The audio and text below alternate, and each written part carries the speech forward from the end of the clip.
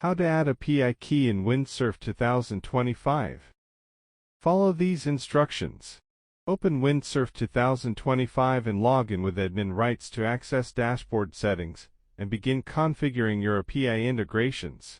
Go to Settings, choose Integrations, then tap API Services to open the section where all external APIs are managed. Tap Add API Key or Connect New API based on your Windsurf version to start linking external services securely. Enter a unique name for your API key like GPT key or Stripe key to identify it easily among multiple connections. Paste your API key exactly as received from the provider. No extra spaces, broken text, or special formatting errors. Select the correct access level for the key, read-only, write, or full, and add an expiration date if needed for safety.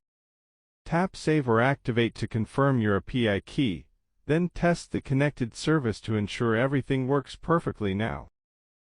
Thank you for watching.